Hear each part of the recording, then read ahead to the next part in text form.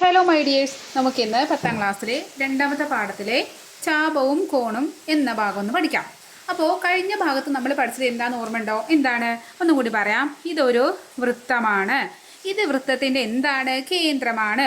ഇങ്ങനെ നമ്മൾ എന്ത് വരച്ചു? വൃത്തത്തിന് ഒരു ചാപം വരച്ചു. ഇതെന്താണ്? ചാപത്തിൻ്റെ കേന്ദ്രകോണാണ്. കേന്ദ്രകോൺ ഇംഗ്ലീഷിൽ എങ്ങനെ പറയാമെന്നറിയോ? Central angle. സെൻട്രൽ എന്ന് പറഞ്ഞാൽ എന്താണ്? നമ്മൾ നടുക്കുന്നല്ലേ.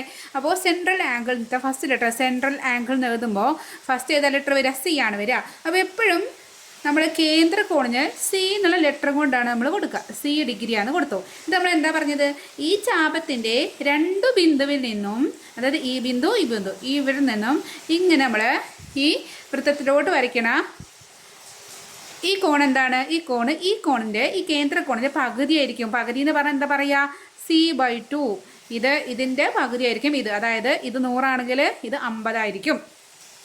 ഇത് 200 ആണെങ്കിൽ ഇത് 100 ആയിരിക്കും. നേർ പകുതി ആയിരിക്കും. ഇത് 10 ആണെങ്കിൽ ഇത് 5 ആയിരിക്കും. ഇത് 20 ആണെങ്കിൽ ഇത് 10 ആയിരിക്കും. ഇതിൻ്റെ ഇരട്ടിയാണിത്, ഇതിൻ്റെ പകുതിയാണിത്. ഇത്രയും കാര്യമാണ് നമ്മൾ കഴിഞ്ഞ പാർട്ടിൽ പറഞ്ഞത് അല്ലേ? എല്ലാവർക്കും മനസ്സിലായല്ലോ? അപ്പോൾ ഇവിടെ നമുക്ക് കുറച്ച് കാര്യങ്ങൾ കൊണ്ട് പഠിക്കാനുണ്ട്. അതായത് നമ്മൾ ചോദിക്കുകയാണ്, എന്താണ്? അങ്ങനെയാണെങ്കിൽ ഈ ചാപത്തിൻ്റെ ഈ രണ്ട് ബിന്ദുവിൽ നിന്നും വൃത്തത്തിലോട്ട് വരയ്ക്കണം മറ്റു ആംഗിൾസോ മറ്റു കോണുകളൊക്കെ ഇതിൻ്റെ പകുതിയാണോ ചോദിക്കുകയാണ്. അതായത് നമ്മൾ ഇതേപോലെ വൃത്തം വരച്ചു, ഇതേപോലെ നമ്മൾ ചാപം വരച്ചു. നമ്മൾ പറഞ്ഞു ഇതാണ് CD, അതായത് സെൻട്രൽ ആംഗിൾ അല്ലെങ്കിൽ ചാപത്തിൻ്റെ കേന്ദ്രകോൺ. നമ്മൾ എന്ത് ചെയ്തു? നമ്മളെ ഇവിടെ ഈ ബിന്ദുവിൽ നിന്നും ഇങ്ങനെ ഇത് നമുക്കറിയാം. ഇതെന്താണ്? C/2 ആണ്. നമ്മുടെ ക്വസ്റ്റ്യൻ എന്താ അറിയോ? ഈ ബിന്ദുവിൽ നിന്നും ഈ ബിന്ദുവിൽ നമ്മൾ ഇങ്ങോട്ട് ഇങ്ങനെ വരയ്ക്കുക. ഇതിൻ്റെ പകുതിയാവോ? അല്ലെങ്കിൽ നമ്മൾ നേരെ ഇങ്ങനെ വരയ്ക്കുകയാണ്. അപ്പോൾ ഈ കോണ് ഈ സെൻട്രൽ ആംഗിളിൻ്റെ പകുതിയാവോ? അല്ലെങ്കിൽ നമ്മൾ ഇങ്ങോട്ട് വരയ്ക്കുകയാണ്. അപ്പോൾ ഈ കോണ് ഈ കേന്ദ്രകോണിൻ്റെ പകുതിയാവോ? അപ്പോൾ എന്താ നിങ്ങൾക്ക് തോന്നുന്നത്? നമുക്ക് നോക്കാം കേട്ടോ. അപ്പോൾ നമ്മൾ പറയണത് ടെക്സ്റ്റ് ബുക്കിൽ പേജ് നമ്പർ 37 കാര്യമാണ് ഇപ്പോൾ പറയണത്. അപ്പോൾ നിങ്ങൾ എന്ത് ചെയ്യണം? നിങ്ങൾ പഠിക്കുമ്പോൾ കൂടെ ടെക്സ്റ്റ് വയ്ക്കണം. കാരണം എന്താണ്? നിങ്ങൾ എന്ത് ചെയ്യും? നിങ്ങൾ നോട്ട് മാത്രം നോക്കി പഠിക്കും. ക്ലാസ്സിലെയോ അല്ലെങ്കിൽ ട്യൂഷനിൽ നിന്നൊക്കെ ഉള്ള നോട്ട്സ് മാത്രം നോക്കി പഠിക്കുമ്പോൾ ഈ ടെക്സ്റ്റ് എന്തിനാണ് തന്നിരിക്കുന്നത്? ടെക്സ്റ്റ് ടീച്ചർക്ക് പഠിക്കാനാണോ തന്നത്? അല്ല, നിങ്ങൾക്ക് അറിയേണ്ട ഒരുപാട് കാര്യങ്ങൾ അതിനകത്ത് കൊടുത്തിട്ടുണ്ട്. പക്ഷേ നിങ്ങൾ നോക്കുമോ? എവിടെ മാത്സിൻ്റെ ടെക്സ്റ്റ് ഒന്നും ആരും നോക്കണ്ടാവില്ല അല്ലേ? അതിൻ്റെ ടെക്സ്റ്റ് നോക്കണ്ടേ ഇപ്പോൾ അല്ലേ? പക്ഷേ നിങ്ങൾ എന്ത് ചെയ്യണം? ഇപ്പം നമ്മുടെ മുന്നിൽ നീണ്ടു നിവർന്ന് ഒരുപാട് മാസങ്ങൾ നമുക്ക് പഠിക്കാണ്ട്. അപ്പോൾ നമ്മൾ പയ്യെ തിന്നാൽ പനയും തിന്നാന്നല്ലേ? പയ്യെ പഠിച്ച് നമുക്ക് ഫുൾ A+ വാങ്ങിച്ചുകൂടെ? മാത്സിലൊക്കെ A+ വാങ്ങിച്ചുകൂടെ? അപ്പോൾ മാത്സിലെ A+ എന്നുള്ളതൊരു എന്താ പറയുക, ഒരു കീറാമുട്ടിയൊന്നും അല്ല, നമുക്കൊക്കെ കിട്ടുന്ന കാര്യം തന്നെയാണ്. അപ്പോൾ നമുക്ക് ടെക്സ്റ്റിൽ പറഞ്ഞ ഓരോ കാര്യങ്ങളും പറഞ്ഞ് എല്ലാം ചെയ്ത് നമുക്ക് മനസ്സിലാക്കി പഠിച്ചിക്കാം. അപ്പോൾ നമുക്ക് എന്താണ്? അപ്പോൾ നമുക്ക് കണക്ക് എന്ന് പറഞ്ഞത് ഒരു കഷ്ടപ്പാടാവില്ല. ഓക്കെ, അപ്പോൾ പേജ് നമ്പർ 37 കാര്യം കേട്ടോ. അപ്പോൾ നമ്മുടെ ഇവിടെ തന്നിട്ടുണ്ട്. ഈ കാര്യം മനസ്സിലായല്ലോ? ഇനി ഇതാണ് ഇത് നമ്മുടെ വൃത്തമാണ്. നമ്മൾ എന്ത് ചെയ്തു? വൃത്തം പോലെ തോന്നുന്നില്ലേ? ഇത് വൃത്തത്തിൻ്റെ കേന്ദ്രമാണ്. നമുക്ക് ഇതാണ് കേന്ദ്രകോൺ. എന്നിട്ട് ചോദിക്കുകയാണ്, ഈ രണ്ട് ബിന്ദു അല്ലേ? ഈ രണ്ട് ബിന്ദുവിൽ നിന്നും ഇങ്ങനെ വരയ്ക്കണമെന്ന് അറിയോ? ഇവിടെ നിന്ന് ഇങ്ങനെ വരച്ചിട്ട് ഈ ബിന്ദുവിൽ തുടങ്ങി നമ്മൾ ഇതിലൂടെ അങ്ങനെ പോയി. എന്നിട്ട് ഈ ബിന്ദു ഇങ്ങനെ, ഈ കോണ് ഇത് C ആണ്, നമുക്കറിയാം അല്ലേ? കേന്ദ്രകോൺ. അങ്ങനെയാണെങ്കിൽ ഈ കോണ് ഇതിൻ്റെ പകുതി ആവുമോ എന്ന ക്വസ്റ്റ്യൻ. അപ്പോൾ എന്താ തോന്നുന്നത്? പകുതി ആവുമോ? അപ്പോൾ നമുക്ക് നോക്കാം, പകുതി ആണോ അല്ലേ നമുക്കൊന്ന് ചെയ്ത് നോക്കാം. അപ്പോൾ ഇവിടെ നമുക്കറിയാം ഇത് വരുന്നത് എന്താണ്? അതായത് ഇതൊരു വൃത്തമാണെങ്കിൽ ഇതെന്താണ്? അതിൻ്റെ ആരമാണ്. കേന്ദ്രത്തിലോട്ടുള്ള നീളമാണ് ആരം. ആ ആരത്തിലൂടെ വീണ്ടും നമ്മൾ ഇങ്ങോട്ടും കൂടി ഒരു ആരം വരയ്ക്കുക. ഇപ്പോൾ ഇതും ഒരാരം ഇതും ഒരാരം, രണ്ടാരം ചേർന്ന് നമുക്ക് എന്താ അറിയുക? അതിനെ നമ്മൾ എന്താ പറയുക? വ്യാസം എന്ന് അറിയാം അല്ലേ? അപ്പോൾ ഇതൊരു ആരത്തിന് നമ്മൾ റേഡിയസ് എന്നാണ് ഇംഗ്ലീഷിൽ പറയാം. അതിൻ്റെ ഫസ്റ്റ് ലെറ്റർ R ആണ് കൊടുക്കുക. അപ്പോൾ ഇവിടെയും R. അപ്പോൾ 2 R കൂടി എന്തായിരിക്കും? 2 ആരങ്ങൾ കൂടിയാൽ അതൊരു വ്യാസമായിട്ട് മാറും. അപ്പോൾ പലർക്കും ഇതൊക്കെ അറിയണ്ടാവില്ലേ? അപ്പോൾ ഇതെന്താണ്?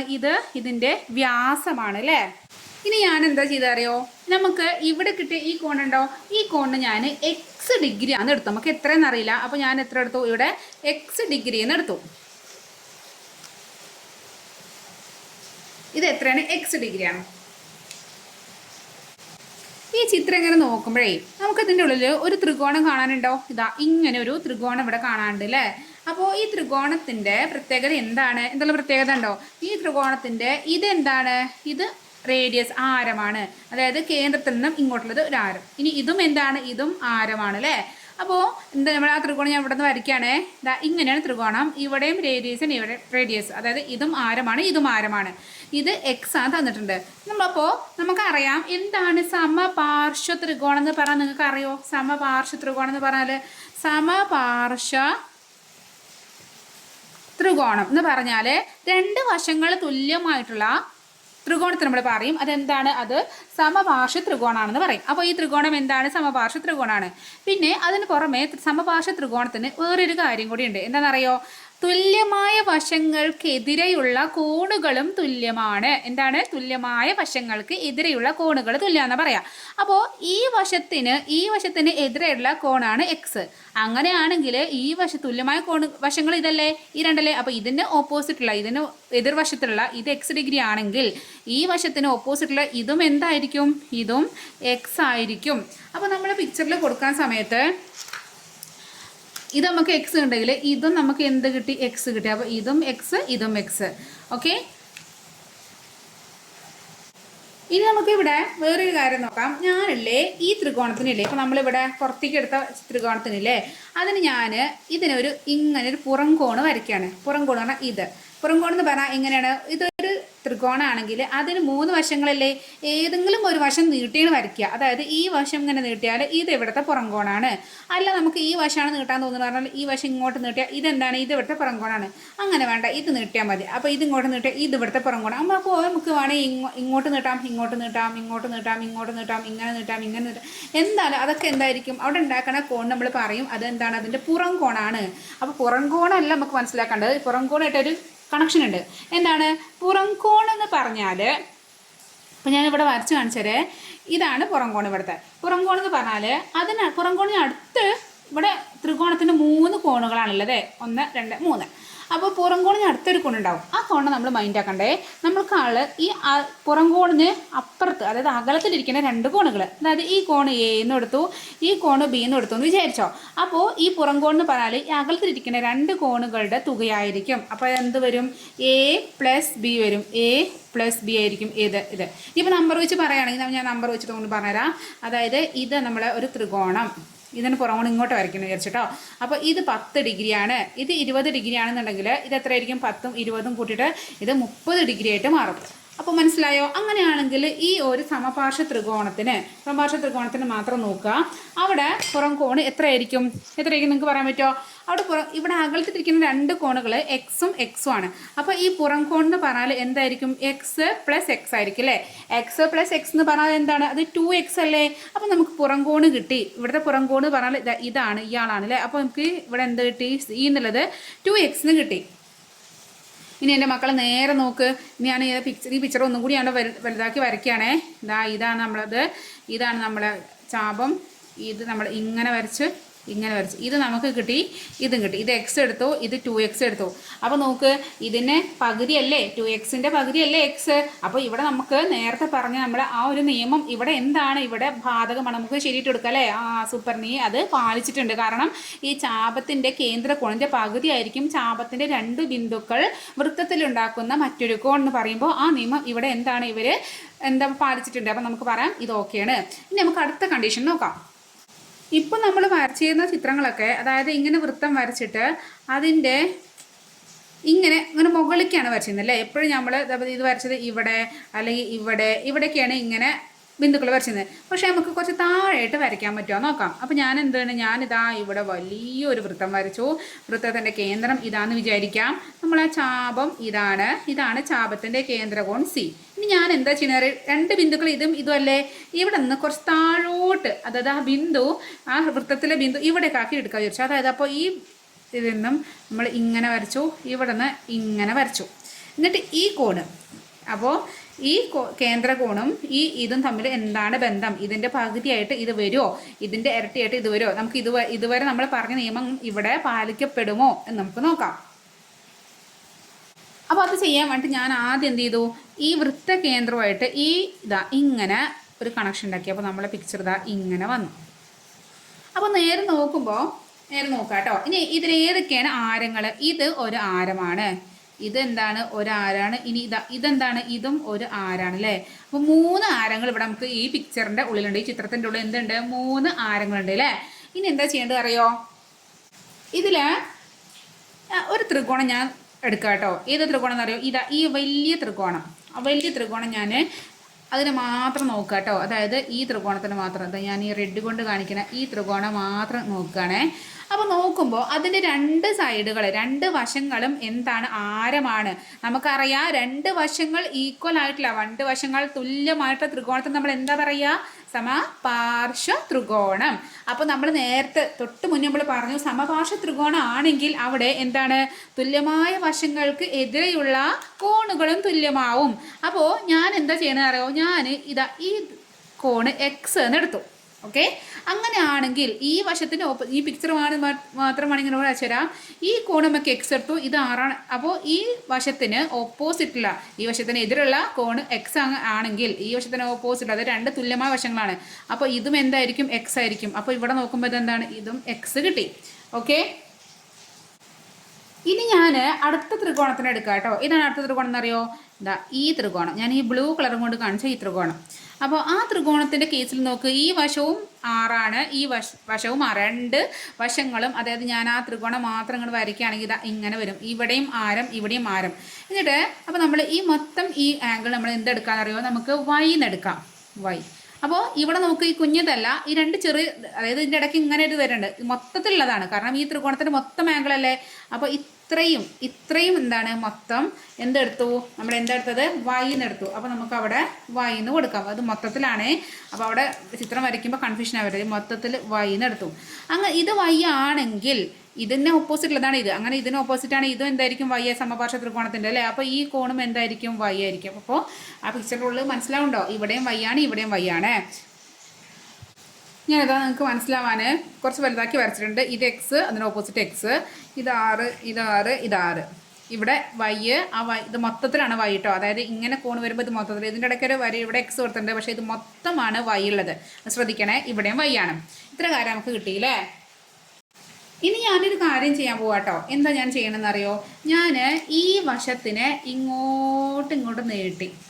ഓക്കെ, അപ്പോൾ നമ്മൾ വലിയ ത്രികോണത്തിൻ്റെ ഈ വലിയ ത്രികോണം ഇങ്ങനെയാണെങ്കിൽ അതിൻ്റെ ഈ വശം ഇങ്ങോട്ട് നീട്ടി. ഇത് എക്സ് ആണ് അറിയാം, ഇത് എക്സ് ആണ് അറിയാം. അപ്പോൾ ഈ കോൺ എന്താണ്, ഇതിൻ്റെ പുറം കോണാണ് അല്ലേ. ഈ ത്രികോണത്തിൻ്റെ പുറം കോണാണ് ഇത്. അതെന്തായിരിക്കും, അകലത്തിലിരിക്കുന്ന 2 കോണുകളുടെ തുകയായിരിക്കും. എക്സ് പ്ലസ് എക്സ് എന്താണ്, 2x കിട്ടി. അപ്പോൾ നമുക്ക് ഇവിടെയും എന്ത് കിട്ടി, ഇവിടെ നമുക്ക് ഈ കോൺ എന്ത് കിട്ടി, 2x കിട്ടി. ഓക്കെ, ഇനി മറ്റു ത്രികോണത്തിന് നോക്കുക കേട്ടോ. മറ്റു ത്രികോണത്തിനും എന്താണ്, ഇവിടെ ത്രികോണം മാത്രമായിട്ട് ഞാനത് ഒന്ന് വരച്ചു തരാം, നിങ്ങൾക്ക് കൺഫ്യൂഷൻ ആവണ്ട. അതായത് ഇതാണ് നമ്മൾ ഇത് നമ്മുടെ സെൻറ്റർ, ഇങ്ങനെ. അതിൽ ചെറിയ ത്രികോണം മാത്രം നോക്കുക. അപ്പോൾ ഇതിൽ ഞാൻ വലിയ ത്രികോണത്തിന് കാണിക്കില്ല, ഈ ചെറിയ ത്രികോണത്തിൻ്റെ മാത്രം കാണിക്കാൻ വേണ്ടിയിട്ടാണ്. ഇത് വൈ ആണെന്നറിയാം, ഇതും വൈ എന്നറിയാം. ഇവിടെ നമ്മൾ ഇതാണ് നേരത്തെ വരച്ച നമ്മൾ എന്താണ്, ഇവിടുത്തെ ഈ ഒരു എന്താ പറയുക, പുറം കോണ്. അപ്പോൾ ഇതിൻ്റെ പുറം കോണ് പറഞ്ഞാൽ ഇതൊറ്റയ്ക്കല്ല, ഇതും കൂടി, കാരണം ഇതിൻ്റെ വശം ഇതല്ല, ഈ വശത്തിനോട് ഇത്രയും ഉണ്ടാവും ഇതിൻ്റെ പുറം കോണ്. അതെന്തായിരിക്കും, അകലത്തിലിരിക്കുന്ന ഈ 2 വശങ്ങൾ കൂട്ടിയത്, ഇത് വൈ ഇത് വൈ. അപ്പോൾ കൂട്ടിയാൽ എന്ത് കിട്ടും, വൈ പ്ലസ് വൈ എന്ത് കിട്ടി, 2y കിട്ടി അല്ലേ. 2y, അതായത് അത് എത്രയാണ്, അത് മൊത്തത്തിലുള്ളതാണ്. കൺഫ്യൂഷൻ ആവരുത്. എങ്ങനെയാണ് കിട്ടിയിരിക്കുന്നത്, ഈ മൊത്തം, അതേപ്പോൾ വേറെ കളർ എടുക്കട്ടെ, ഇവിടുന്ന് ഇത്രയും എന്താണ്, 2y കിട്ടി. ഓക്കെ, ഇനി നമുക്ക് അതിൻ്റെ നടുക്കിൽ കിടക്കുന്ന ആരാണ്, നമ്മളെ സി ഉണ്ട് അല്ലേ, നമ്മളെ സെൻട്രൽ ആംഗിൾ അല്ലേ, ചാപത്തിൻ്റെ കേന്ദ്രകോൺ, അതാണ് നമുക്ക് കാണേണ്ടത്. അപ്പോൾ ഞാൻ ഇവിടെ വരച്ച് നിങ്ങളോട് ചോദിക്കുകയാണ്, ഇവിടെ കേന്ദ്രകോൺ സി എന്ന് പറഞ്ഞത് കേട്ടോ, സി ആണ് നമുക്കിത് നോക്കണത്. അപ്പോൾ സി എന്ന് പറഞ്ഞാൽ ഈ നടുക്കിൽ കിടക്കണ ഇയാളാണ്. നോക്ക്, ഞാൻ ഇവിടെ ഒന്ന് വരച്ച് കാണിച്ചു തരാം. ഇങ്ങനെ വരണത്, ഇതാണ് നമ്മുടെ സി ഇതാണ്.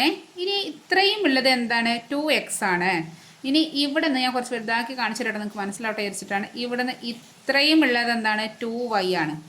അപ്പോൾ വലുത് 2y. ഇനി ഒരു വേറെ കളർ കൊണ്ട് 2y കാണിക്കാൻ നമുക്ക് കൺഫ്യൂഷൻ വരാതിരിക്കാൻ വേണ്ടിയിട്ട്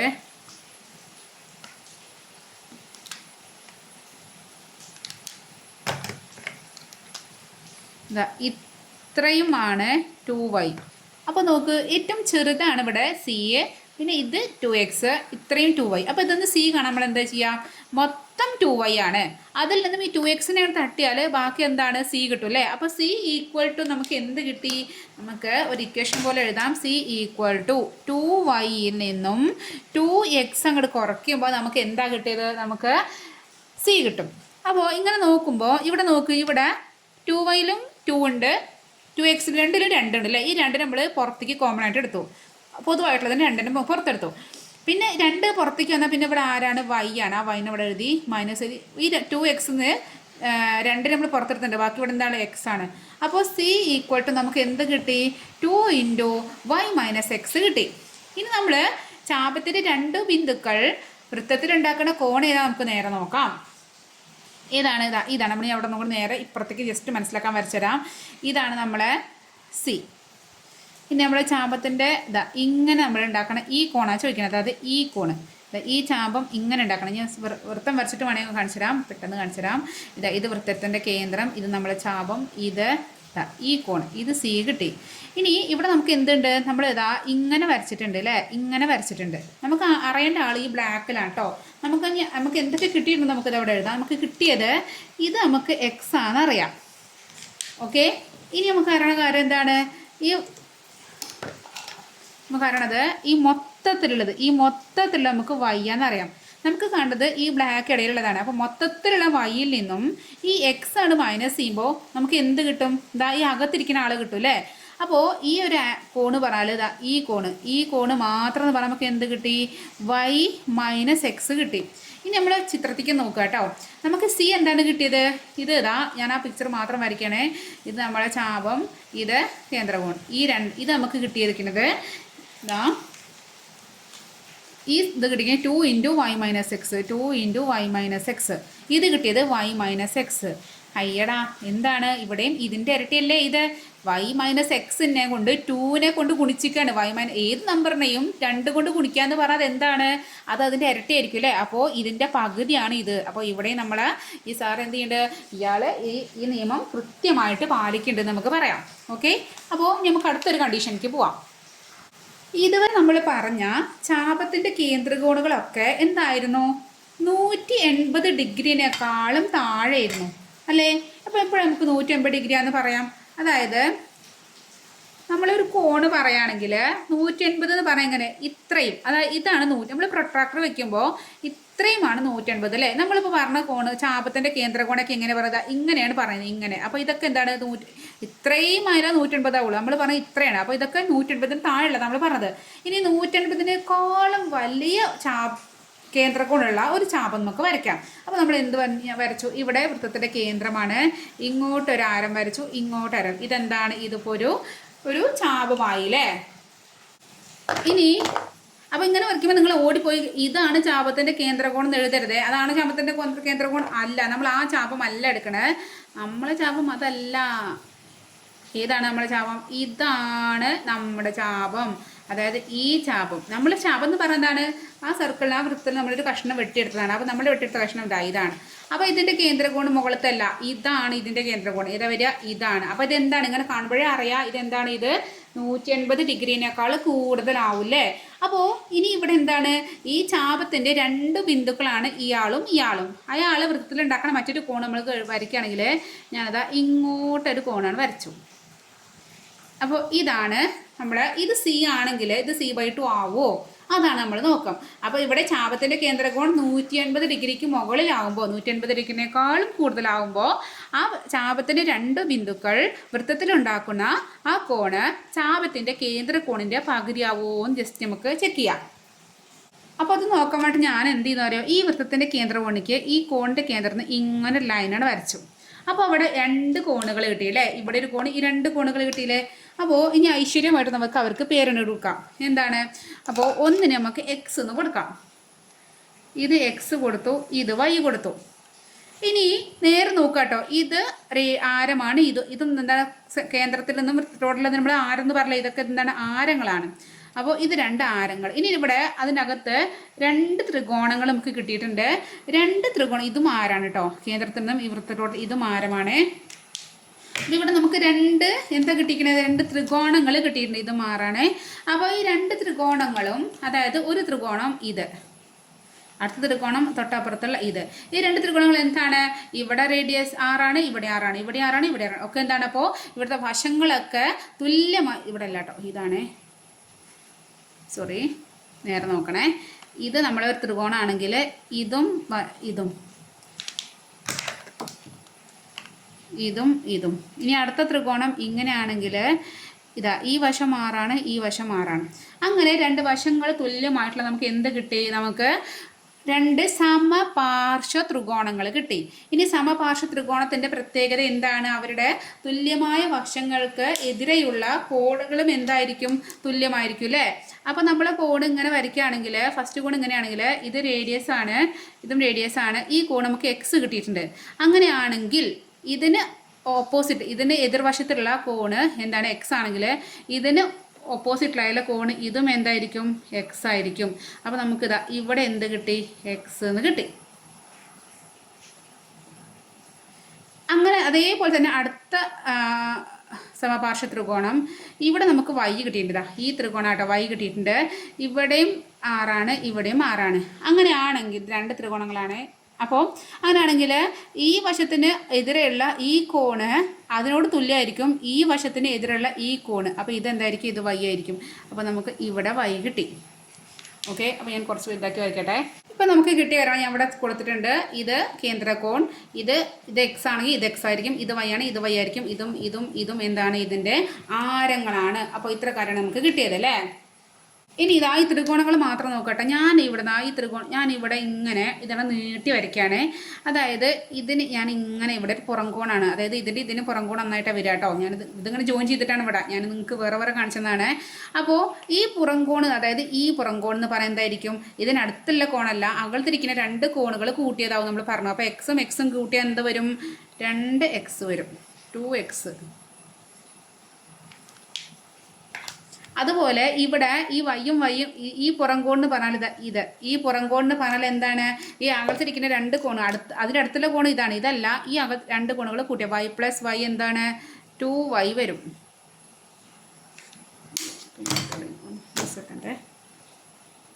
എന്ത് വന്നു, 2y വന്നു, ഇത് 2x വന്നു. അപ്പോൾ ഈ 2yയും 2xും നേരെ നോക്കട്ടെ. നമ്മളെ സെൻട്രൽ ആംഗിൾ എന്ന് പറഞ്ഞാൽ എന്താണ്, ഇത് രണ്ടും ഇതല്ലേ നമ്മളെ സെൻട്രൽ ആംഗിൾ ഇവിടെ എടുത്തത്, വലിയ ഈ ആംഗിൾ അല്ലേ സെൻട്രൽ ആംഗിൾ. അപ്പോൾ ഈ സെൻട്രൽ ആംഗിൾ നമുക്ക് കിട്ടി, എന്താണ്, സി എന്ന് പറഞ്ഞാൽ ഈ 2xും 2yയും കൂടി കൂട്ടിയതായിരിക്കും അല്ലേ. അപ്പോൾ നമുക്ക് എങ്ങനെ എഴുതാം,